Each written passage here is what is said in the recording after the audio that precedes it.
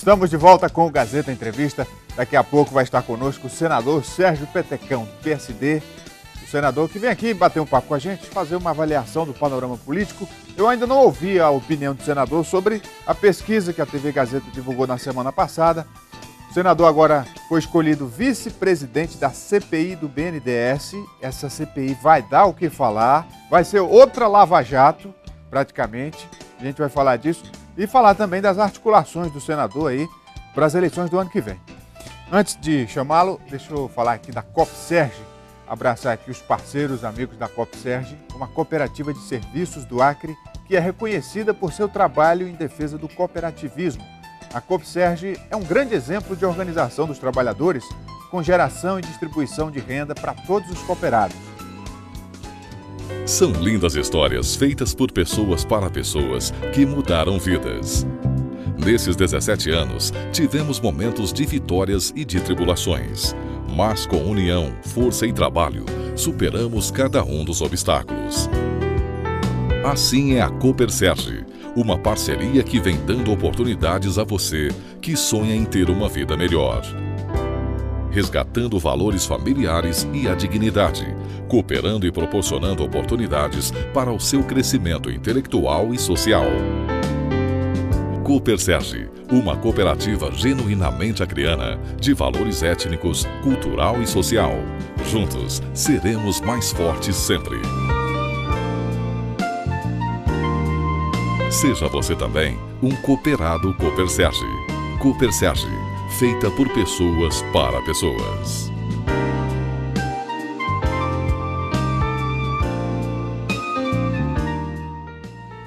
Convidar aqui o senador Sérgio Petecão, do PSD. Por favor, senador, venha para cá. Boa tarde, senador.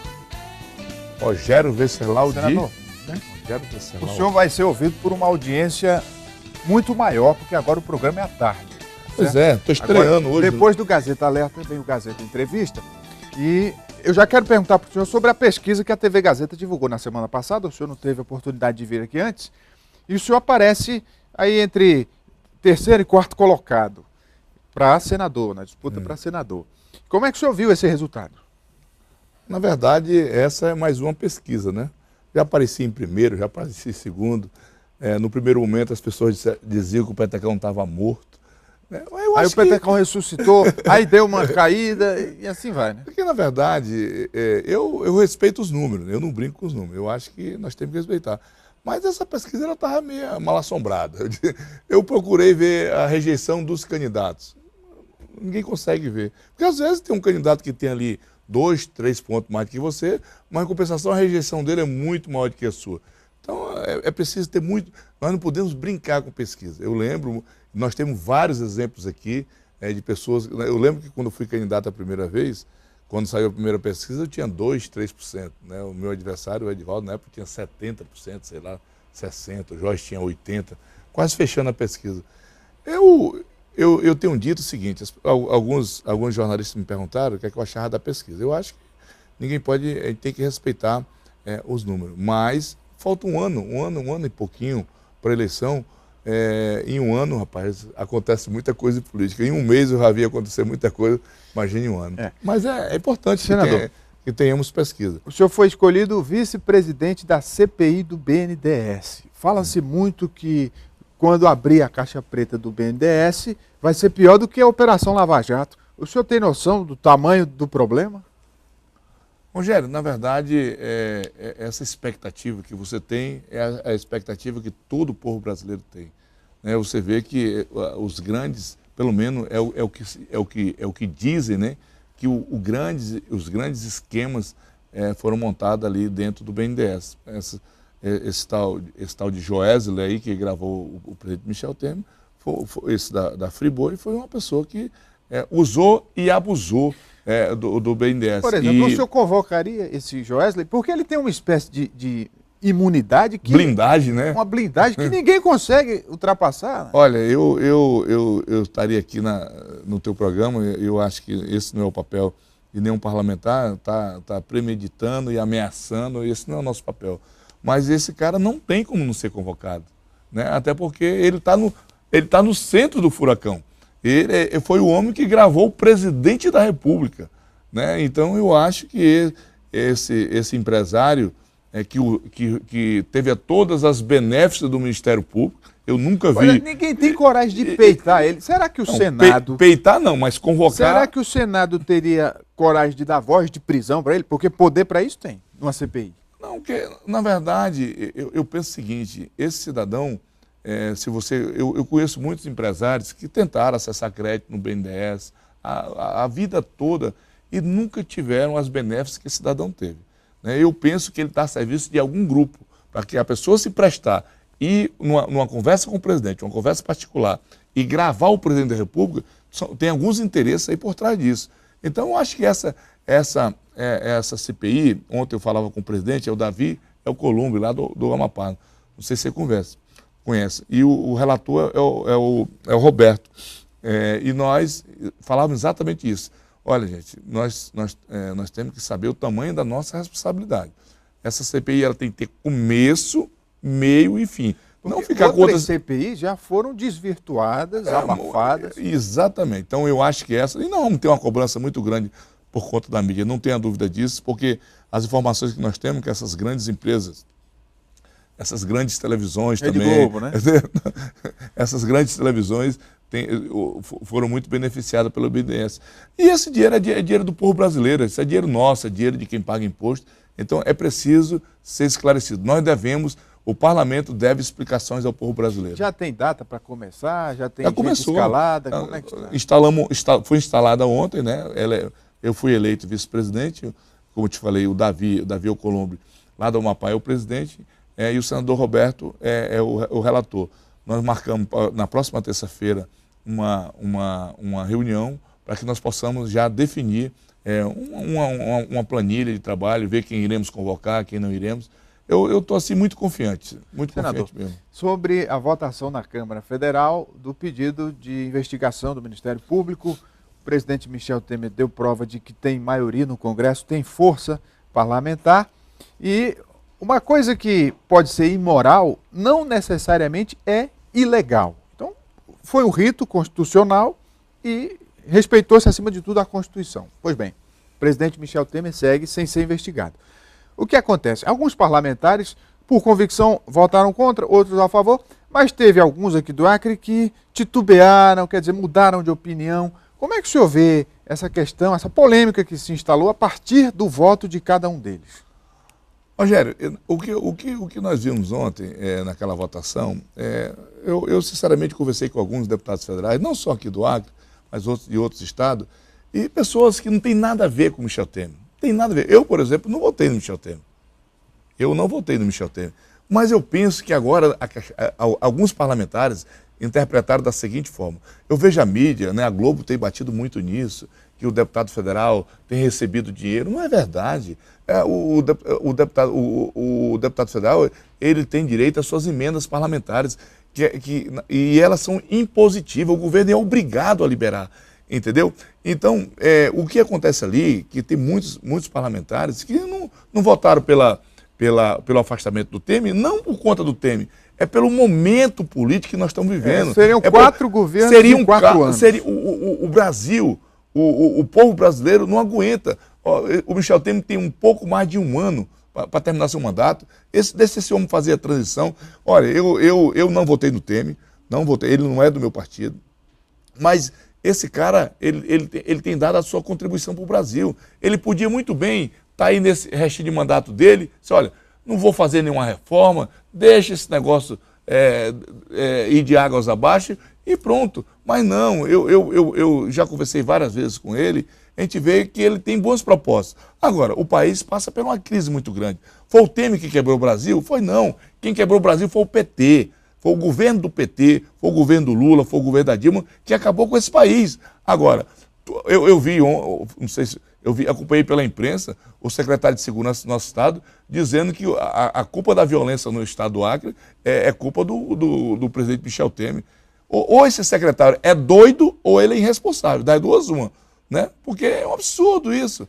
Agora, o Michel Temer é santo? Eu não sei. Quem vai dizer se ele é santo ou não é a justiça. Quando terminar o mandatozinho dele, esse processo não para aí não. Vai tramitar e ele vai ser responsabilizado ou não. Senador, ainda sobre o fim da contribuição sindical, ou pelo menos o fim da obrigatoriedade. Graças a Deus. É um assunto que ainda rende, porque mexeu com as estruturas de alguns sindicatos que sobreviviam praticamente dessa contribuição.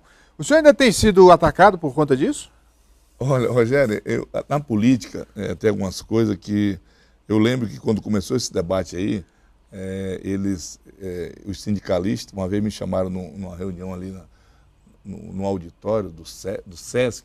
Rapaz, eu apanhei tanto. Me chamaram que eu pensei que era para discutir uma coisa, eu achei que era para discutir o tal do imposto sindical, na contribuição sindical, eu cheguei lá, era para discutir outra coisa totalmente diferente, era as medidas. E a reforma administrativa.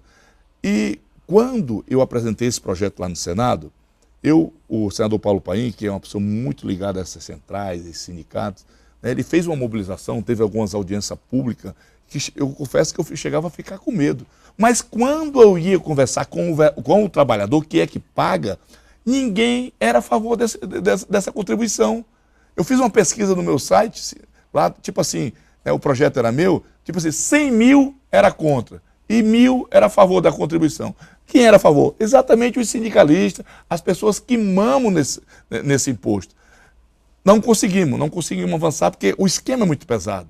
Esse esquema que estava por trás, que ajuda, que dá dinheiro para esse sindicato, tem muita gente ganhando dinheiro com isso. São 3 bilhões de reais. 3 bilhões de reais. Mas agora, passou, né? Aí nós conseguimos fazer uma mobilização. Sim. E colocamos o abençoado da contribuição sindical dentro da reforma trabalhista.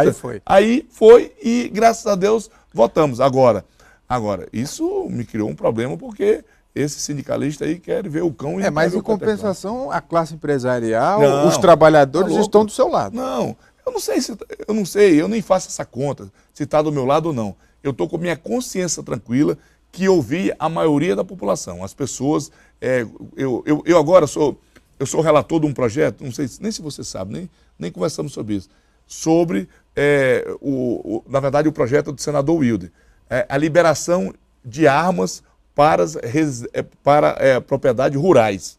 Eu sou relator. Eu já abri uma pesquisa lá na minha página na internet. Tipo assim, 50 mil pessoas são a favor. E tem ali uns 200 que são contra. Mas tu acha que eu não vou dar um parecer favorável? Não é porque eu tenho uma opinião formada sobre isso.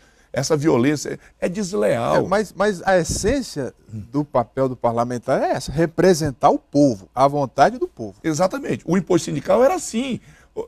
Os sindicalistas não queriam nem ouvir falar nisso, mas quando tu vai com o trabalhador, que era a pessoa que era para estar defendendo, porque eu penso assim, tá aqui o Montana está ali, ele paga, se o sindicato cobra R$100 por ele por ano, só por exemplo.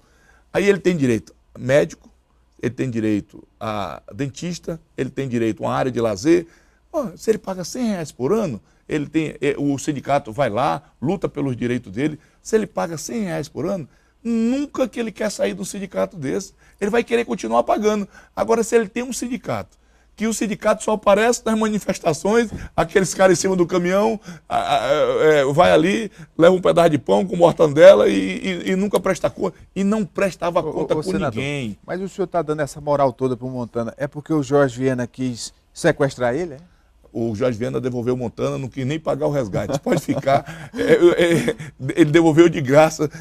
Aguentar o Montana só eu mesmo. Não, porque na foto, acho que o Montana era que estava se abraçando com o senador Jorge Viana, não era não? O Jorge foi fazer um favor, o Montana estava querendo sair de carro, aí o meu amigo Jorge Viana foi tirar o Montana do carro para ajudar o abençoado do Eduardo, aquele que tu conhece bem, tirou uma foto e botou no nosso grupo. E essa foto vazou. Mas o Jorge é um amigo.